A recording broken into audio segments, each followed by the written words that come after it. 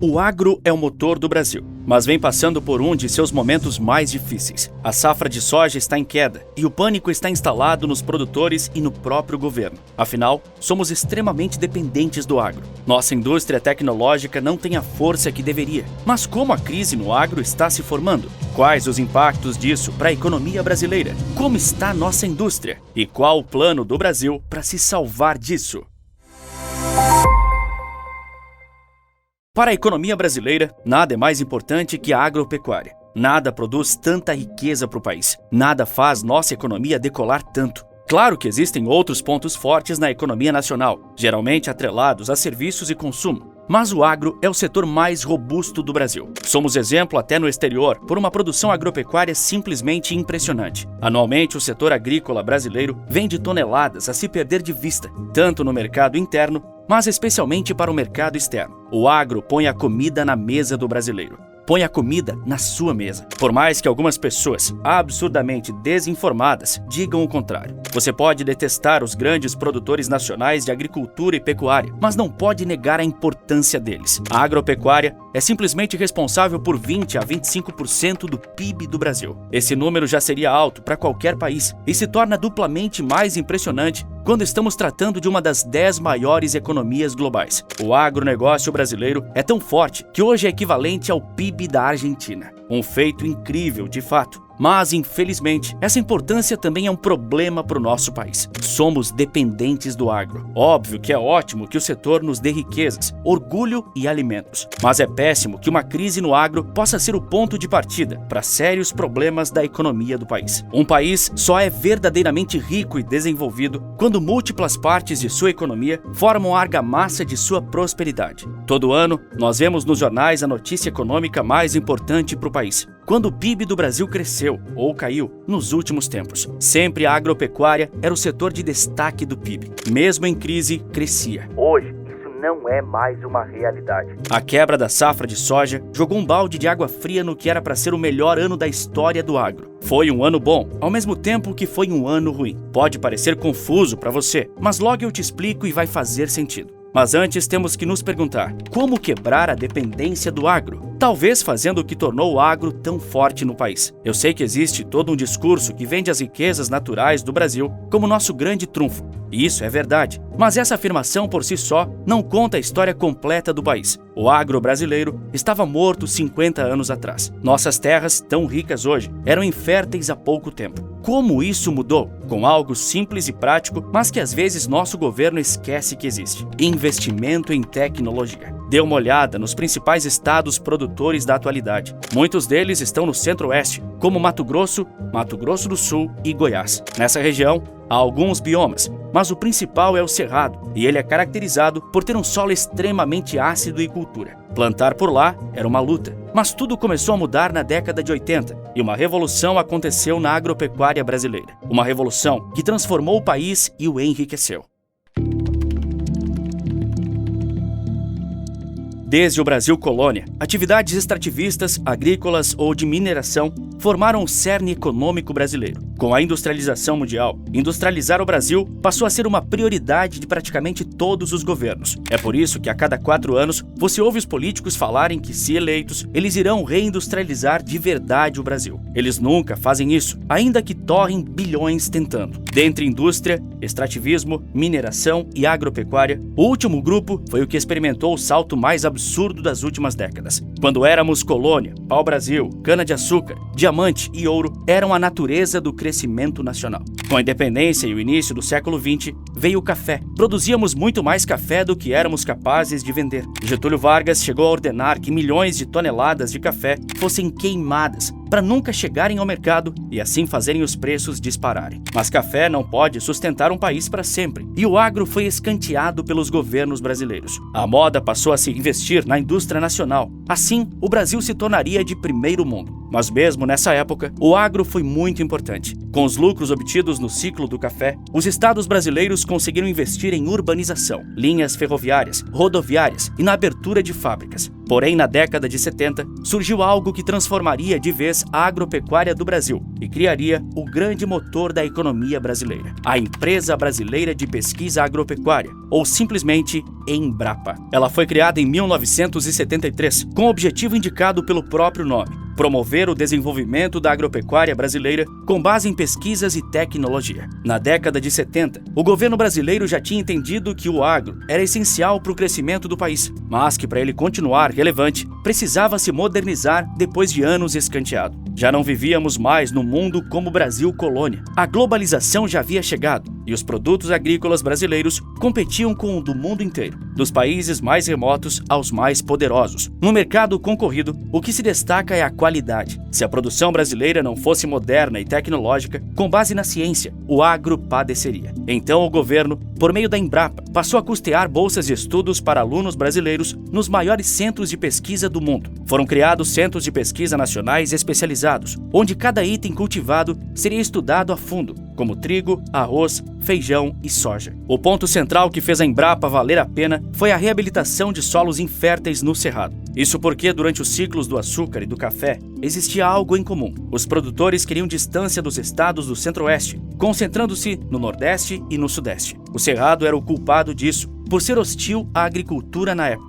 Quem cultivaria em terras inférteis? Bom, o Brasil hoje cultiva, graças à pesquisa tecnológica que criou técnicas que possibilitaram o florescimento de culturas na região. E foi justamente a soja o item mais beneficiado por esses investimentos, e isso garantiu um retorno inegável. Milho, algodão, carne e leite também passaram a ser produzidos pela agropecuária local. Para que isso fosse possível, foram empregadas técnicas como a produção integrada, uma estratégia que conecta diferentes sistemas produtivos, agrícolas, pecuários e florestais dentro de uma mesma área. Ela pode ser feita em cultivo consorciado, em sucessão ou em rotação, de forma que haja benefício mútuo para todas as atividades. Assim, o solo fica protegido, o que permite sua recuperação biológica. Essa técnica avançada parece básica agora, mas garantiu frutos inestimáveis para o nosso país. No início do século, produzia-se 120 milhões de toneladas de grãos por ano. Hoje, esse dado subiu para 310 milhões. Uma agricultura inteligente e moderna, com máquinas, digitalização das informações e técnicas que ajudam a otimizar plantio, manejo, colheita, armazenagem e escoamento da produção. Isso compõe 25% de uma das grandes economias mundiais. Garantiram que no primeiro trimestre de 2023, nossa economia crescesse 1,9%, justamente impulsionada pela agropecuária. Mas esse crescimento logo se tornou queda. Os dados mais recentes pintam um cenário preocupante para a agropecuária brasileira. No terceiro trimestre de 2023, ela caiu 3,3%. Esse número é péssimo. Mas quais fatores explicam uma queda tão brutal assim de repente? A soja tem um papel vital na balança comercial do nosso país, sendo o produto que o Brasil mais vende para outros países. Ela representou 16% de todas as exportações nacionais de janeiro a setembro de 2023. Apesar dessa liderança, a produção de soja vem passando por uma crise preocupante. Eu digo isso porque, infelizmente, estamos passando por um acontecimento conhecido como quebra de safra da soja. Um cenário péssimo para o nosso principal item de exportação agrícola. Mas o que exatamente é essa quebra de safra da soja? Quebra de safra é um termo usado para descrever uma situação onde a produção esperada é significativamente menor do que o previsto. Isso pode acontecer por diversos motivos, como condições climáticas adversas, pragas no cultivo e outros fatores que afetam negativamente o crescimento saudável das plantações. Em termos práticos, a colheita fica aquém do esperado e, claro, isso acarreta em perdas financeiras. Nesses últimos meses, o clima irregular em diferentes regiões do país tem feito a expectativa de quebra de safra da soja voltar a assombrar o Brasil. Se confirmadas previsões, a redução da colheita da soja significaria uma perda de 24,3 bilhões de reais para o Brasil. Para prevenir prejuízos, uma parcela dos produtores rurais, que não conseguiram concretizar o crescimento esperado dos grãos como esperado, já estão colhendo o máximo possível. O que ocasionou essa quebra? O clima foi o principal culpado. Você deve ter reparado nos últimos tempos como o clima brasileiro está uma loucura completa. Períodos fortes de seca e calor extremo intercalados por grandes chuvas e tempestades. Até tornados atingiram o país no último ano. De temperaturas negativas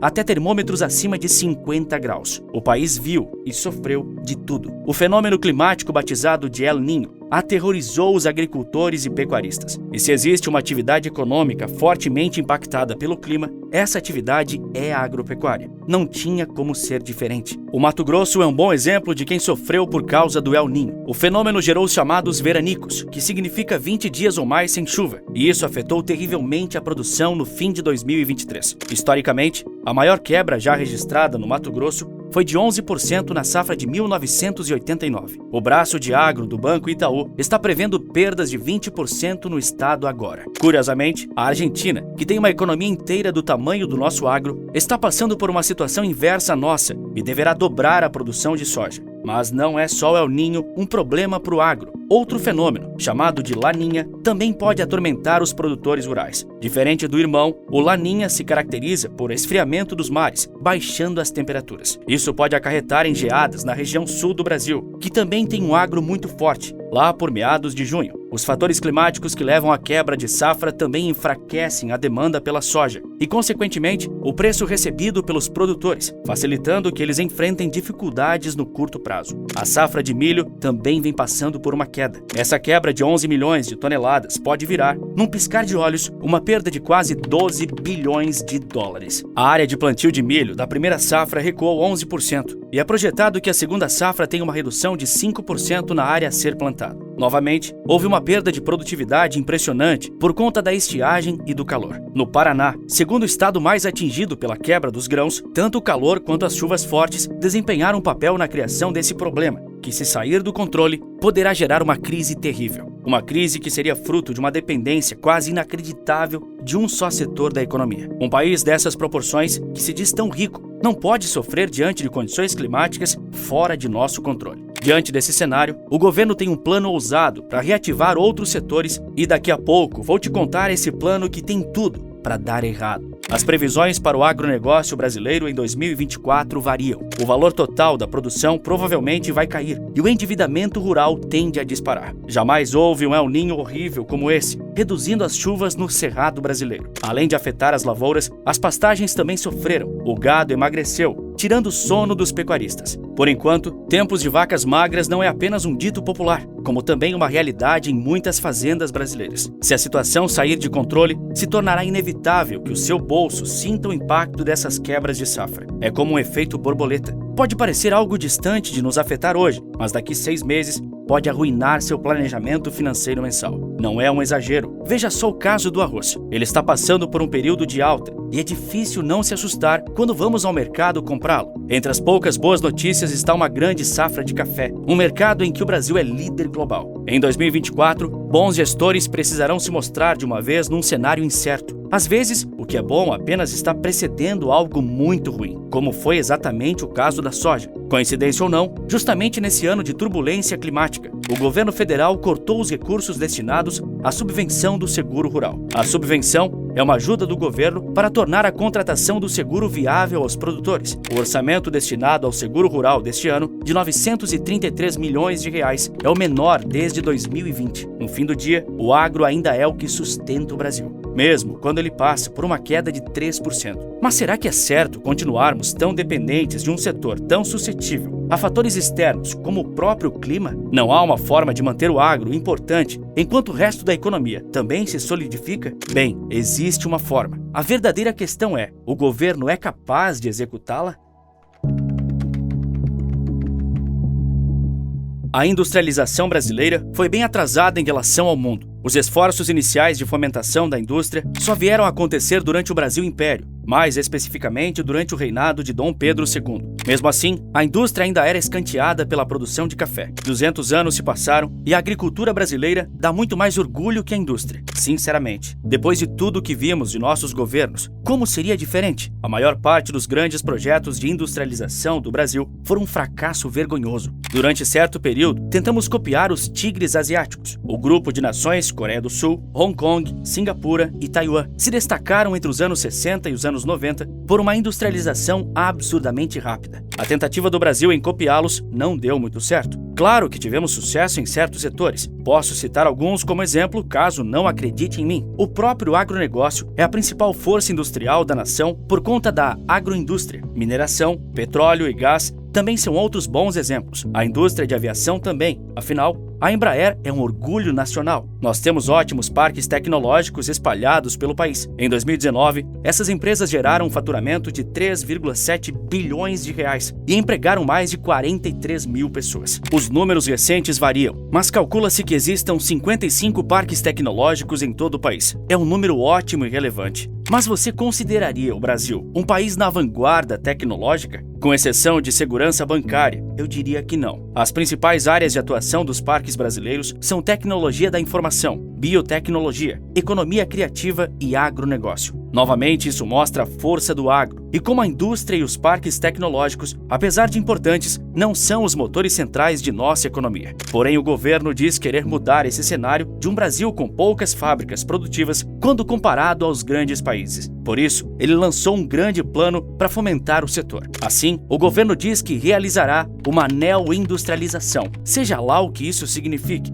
Como isso será feito? O governo federal disse que vai disponibilizar 300 bilhões de reais em financiamentos destinados à nova política industrial, que terá 2 datas de validade, 2026 e 2033. Veja só como essa ideia é natimorta. Uma política industrial até 2026? Que tipo de país revive sua indústria em apenas 2 anos? Nenhum país fez, faz ou fará isso. Claro que 2026 foi um ano escolhido a dedo, afinal, é quando teremos novamente eleição para a presidência. Tudo no Brasil é ditado pelas eleições. O longo prazo dura só 4 anos. Os 300 bilhões de reais serão geridos pelo Banco Nacional do Desenvolvimento Econômico e Social, o BNDES. O governo disse que as empresas deverão cumprir requisitos para participar do programa, como não constar da lista de organizações que utilizam trabalho análogo à escravidão. Curiosamente, o agronegócio também será beneficiado por essa política. Afinal, a agroindústria é um pilar do país. Porém, o governo disse que para o agro receber esse dinheiro, eles precisariam cumprir uma regra: não desmatar. O plano foi batizado de Nova Indústria Brasil e define o governo como o principal indutor do desenvolvimento do setor. Você confia no governo para fazer isso? Como confiar, sabendo que o Brasil já tentou coisas do tipo repetidas vezes e as vezes que fracassou supera amplamente as vezes que deu certo?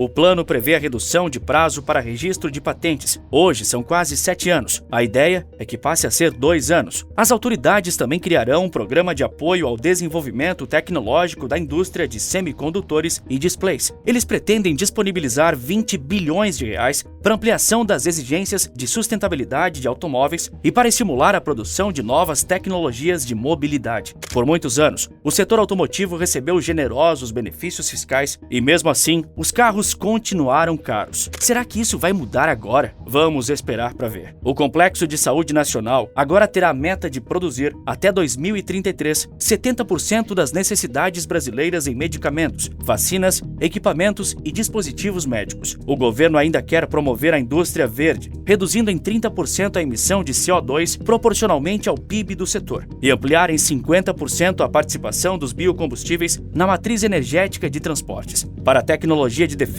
o projeto prevê a obtenção de autonomia na produção de 50% das tecnologias críticas para a segurança nacional. De onde sairá esse dinheiro todo? Claro que do nosso bolso. Compras governamentais, empréstimos, investimento público e créditos tributários são alguns dos principais meios que o governo usará como incentivo. Além do estímulo por meio de compras governamentais, também será adotado o percentual mínimo de compra de produtos nacionais por empresas contratadas para obras no novo Programa de Aceleração do Crescimento, PAC. Sim, o PAC está envolvido nessa história também. O programa que visava o desenvolvimento brasileiro nos anos 2010 e foi um fracasso absurdo, voltou com tudo. Será que veremos novamente obras inacabadas enquanto o dinheiro é escorrido no ralo da corrupção? A notícia não foi muito bem recebida pelo mercado financeiro. Logo após a divulgação do projeto, a Bolsa de Valores enfrentou dias de queda e o dólar voltou a R$ 5,00. Depois, se estabilizou na casa dos R$ 4,90. O novo programa, com cheiro de velho, aumentou o receio dos investidores em relação às políticas regadas a incentivos bancados com dinheiro público, muitas vezes mal distribuídos, e em muitos casos sem retorno efetivo em ganhos de produtividade ou geração de emprego. Além disso, há a preocupação com as implicações fiscais de possíveis emissões do Tesouro Nacional para financiar o BNDES, levantando questões sobre a viabilidade do programa. Em bom português, dúvidas sobre o governo ter dinheiro para isso. Para um país ser verdadeiramente próspero, agro e indústria, além de outros setores, devem andar lado a lado. prosperando enormemente ao mesmo tempo. Não é o que vem acontecendo no Brasil. Não é o que parece que vai acontecer no Brasil. Somos dependentes do agro e o plano do governo para mudar isso não vale de quase nada. Enquanto o agro está bem, ninguém se importará com isso. Mas e quando os dias ruins chegarem? Quando as quebras de safras se tornarem uma rotina? Bom, quando isso acontecer, já será tarde. A OXXO vai acabar com as mercearias e padarias brasileiras? É o que eu te explico no vídeo que aparece agora na sua tela. E se você gosta de um conteúdo geopolítico e militar, não perca tempo e conheça o Maestria Militar. É só clicar aqui na tela que eu te vejo lá. Por esse vídeo é isso. Um forte abraço e bons negócios.